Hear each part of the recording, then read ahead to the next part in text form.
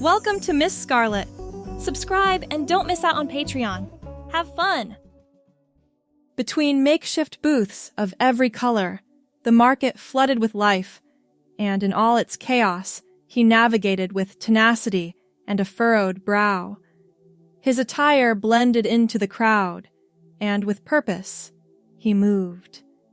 Patience, once an ally, now wore thin as he sought a treasure, a rare spice eluding his grasp. And for such a simple hobby, cooking. What a curious quest it was, so mundane, yet not a single soul in the crowd could know the weight of it. For hours, he braved the press of bodies and the sun's midday blaze, excusing himself through the hordes, until finally his quest led him to a scent incense and exotic wonder. It drew him like a moth to flame, and here, hidden between larger stalls, he found the source of this enticing aroma. Time was of the essence, and for the man, every second not spent searching was a second lost. He approached the stall, his manners forfeit, and the woman behind it seemed unchanged by his impatience, a stoic presence amidst the clamor. "Perhaps. What worth does patience hold to you, young man?" Lucian checked his watch. "Look, I don't have time for philosophical discussions. Do you have the spice or not?" "Such hurry." She reached beneath her table and produced a small wooden box. "Rare saffron from the mountains. Very special price." When she named her figure, Lucian scoffed. "That's highway robbery. I'll give you half." "This is finest quality, not for those who cannot appreciate its value. It's dried plant material, not gold." Lucian picked up the box, examining it with a critical eye. "And this looks old. How do I know it's even still good?"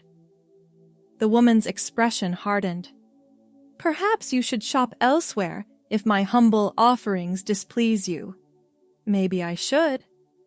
He set the box down carelessly, knocking over a small crystal bottle that rolled to the edge of the table before he caught it. "Sorry about that. Some things, once disturbed, cannot be so easily righted." The woman took the bottle from his hand, her fingers brushing against his. A strange, tingling sensation shot up his arm. Whatever. Lucian turned to leave. Good luck selling overpriced spices with that attitude. "And good luck to you," the woman called after him, her voice carrying an unusual resonance. "May you find comfort in that which you mock." A chill ran down Lucian's spine despite the warm day. He quickened his pace, suddenly eager to be away from the market and its strange vendors. That night, Lucian tossed restlessly in his bed. His skin felt hypersensitive, almost burning. By morning, the strange sensation had faded, and he dismissed it as an effect of the previous day's heat. He showered and reached for his usual work clothes, and froze. His hand, seemingly of its own accord, had bypassed his dress shirts and grabbed a blouse hanging in the back of his closet. It was a blue floral garment he didn't recognize. "What the hell?" He tried to release it, but his fingers wouldn't obey. Instead, they brought the blouse closer for inspection. He attempted to reach for his normal clothes again, but an overwhelming wave of nausea hit him. The closer his hand got to his regular attire, the more intense the sickness became until he doubled over, dry heaving. When his hand moved back toward the feminine clothing, the nausea subsided immediately. "This is insane," he muttered, though no one was there to hear his confusion. With trembling hands, he explored his closet further, and discovered garments he'd never seen before. Dresses, skirts, and blouses, all in his size. At the bottom of the closet stood several pairs of women's shoes, including blue heels that matched the floral sundress now laid out on his bed. Each attempt to touch his male clothing resulted in the same crippling nausea. After an hour of frustrated attempts and growing panic, Lucian sat on the edge of his bed, staring at the sundress. This can't be happening. But the evidence was undeniable. With resignation, he picked up the blue floral sundress and slipped it over his head. The moment the fabric settled against his skin, a profound sense of relief washed over him. The nausea vanished completely. The dress fit perfectly, hugging his waist and flowing to just below his knees. He reluctantly stepped into the matching blue heels, surprised to find them comfortable. Lucian caught his reflection in the full-length mirror and barely recognized himself. Without makeup or any other feminizing touches, he still looked like a man in a dress, yet something about the image struck him as not entirely wrong. I can't go out like this, he whispered to his reflection. But when he tried to remove the dress, the nausea returned in full force. He called his workplace and claimed illness, which wasn't far from the truth. Then he spent the day pacing his apartment, alternating between examining the mysterious new wardrobe and scouring the internet for explanations of his condition. By evening, a crazy theory had formed in his mind.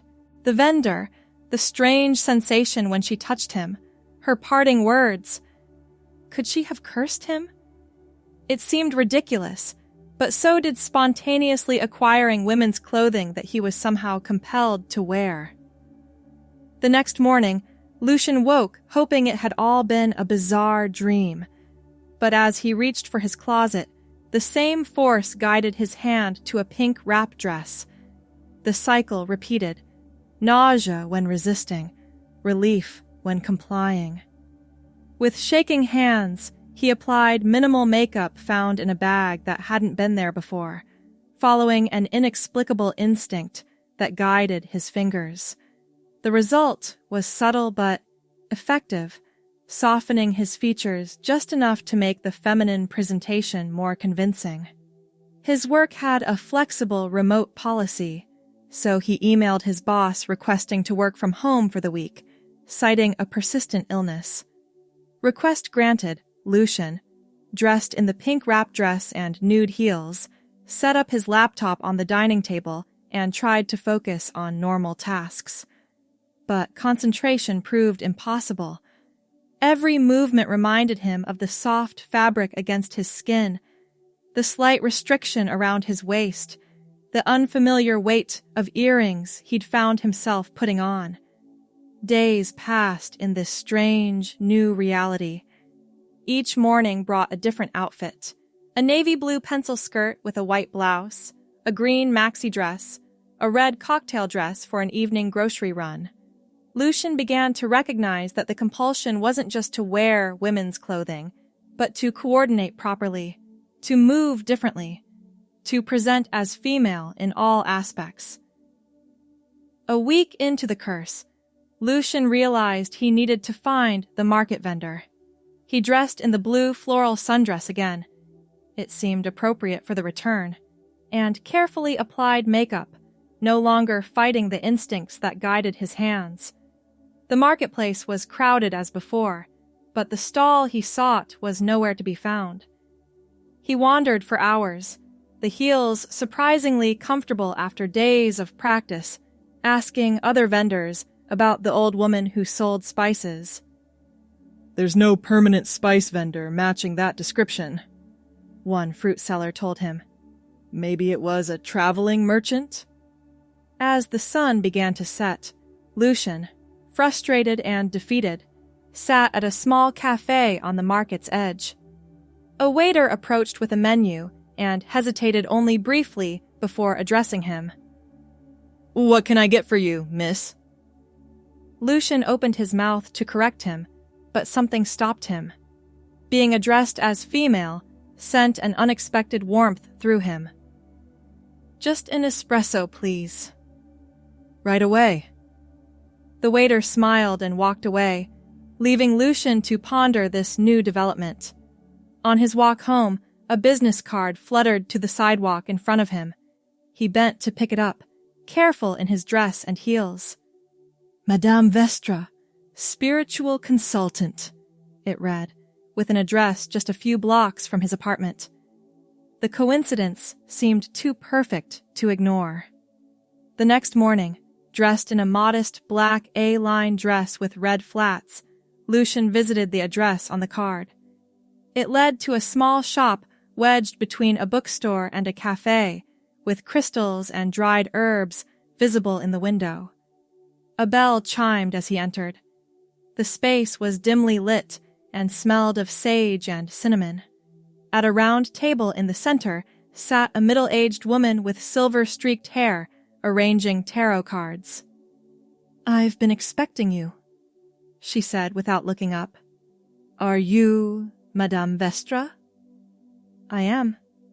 She gestured to the chair opposite her. "Please, sit. You have questions about your situation." Lucian carefully took the seat, smoothing his black dress. "How did you know?" She met his eyes. "The energy around you is in flux. You carry a powerful enchantment, one that has fundamentally altered your path." "So, it is a curse? From the vendor at the market?"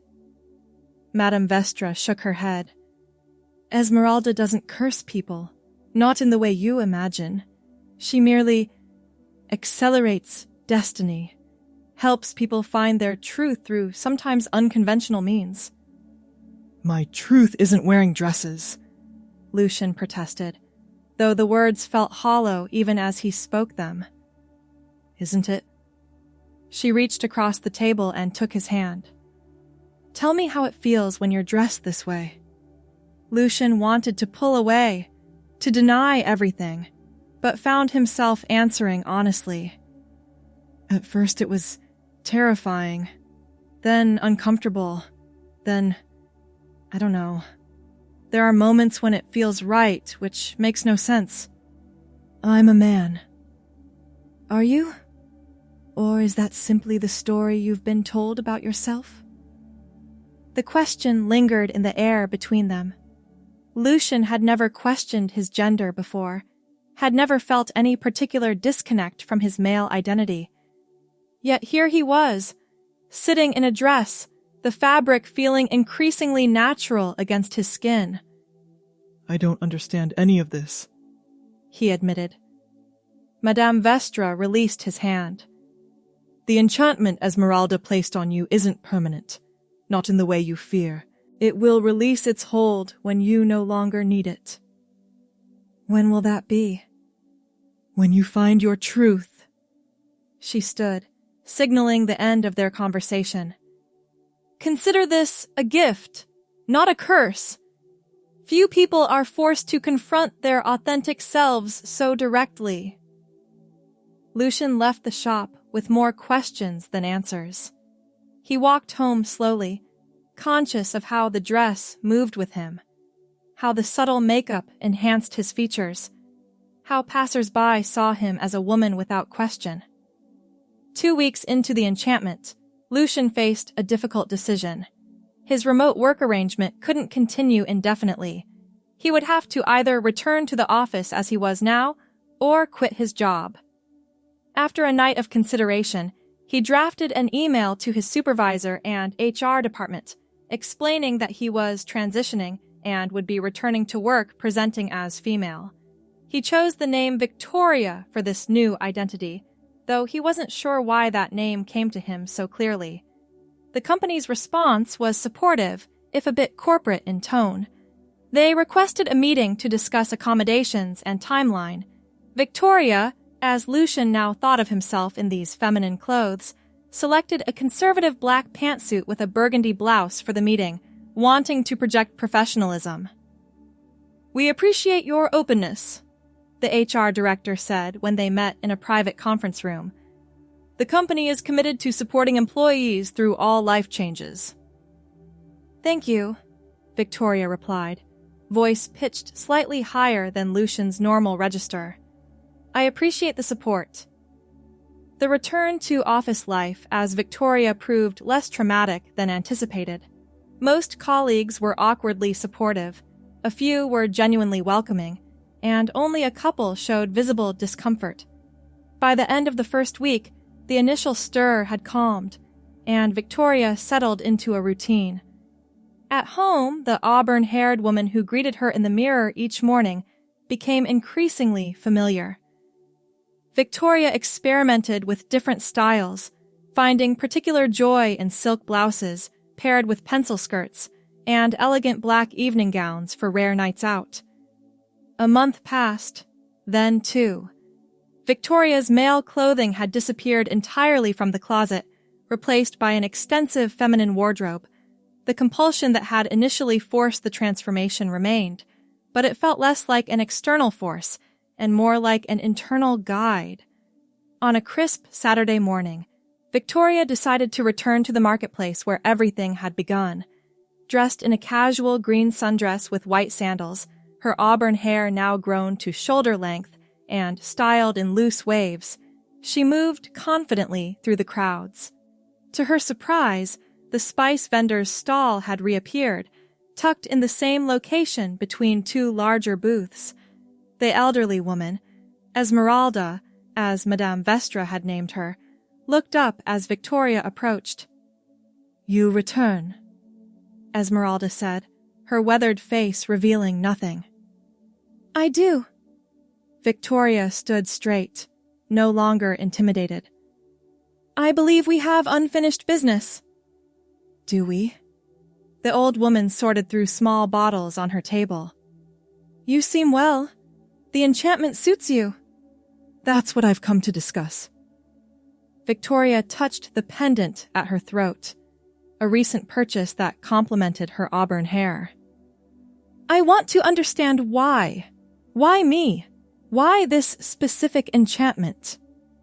Esmeralda studied her for a long moment. "Magic doesn't create what isn't there. It reveals what is hidden, even from ourselves." She selected a small crystal vial filled with amber liquid.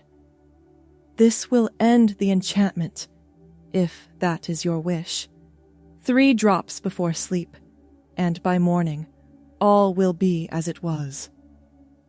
Victoria accepted the vial, feeling its weight in her palm. "And if I don't use it?"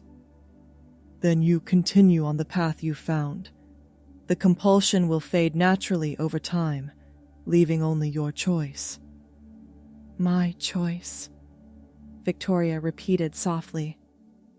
That night, she sat at her vanity, the crystal vial before her. Her reflection showed a woman with auburn hair and questioning eyes, wearing a silk nightgown in a shade of blue that brought out flecks of gold in her irises.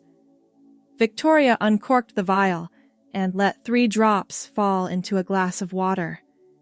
The liquid turned momentarily gold before clearing again. She raised the glass, hesitated, then set it down untouched. In the morning, the untouched glass remained on the vanity. Victoria dressed in a lavender dress with a flowing skirt and silver accessories. The nausea that had once enforced her feminine presentation was gone, yet her hand still reached for the dress without hesitation. When she returned to Madame Vestra's shop a week later, the spiritual consultant smiled knowingly. "You didn't take the antidote." Victoria shook her head. "It didn't feel right." "And now the compulsion has lifted, yet here you stand." "Yes." Victoria smoothed the fabric of her emerald green dress. "I don't understand how this happened. I never questioned my gender before."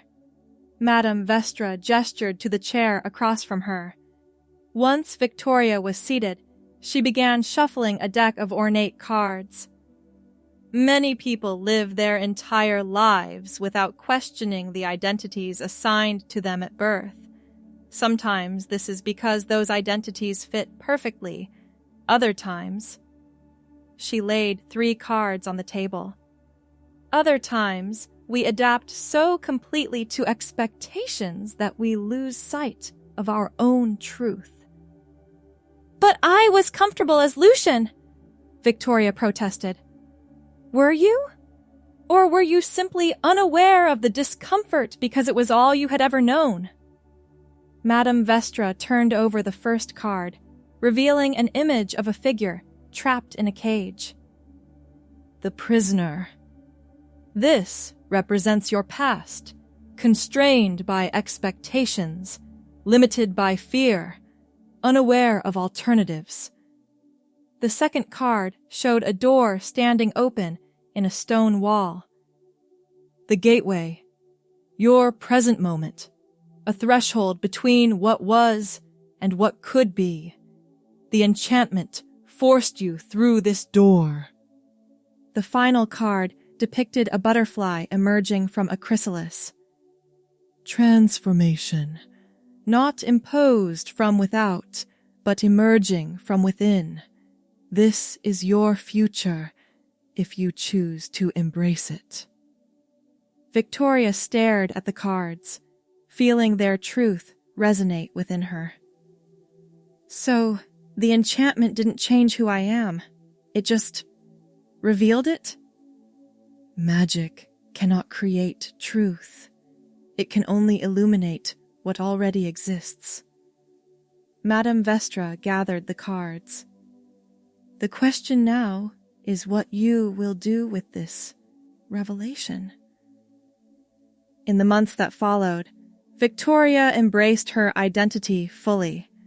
She began hormone therapy under a doctor's supervision, legally changed her name, and slowly shared her truth with friends and family. Some relationships strengthened, others faltered. But Victoria moved forward with a certainty that had always eluded Lucian.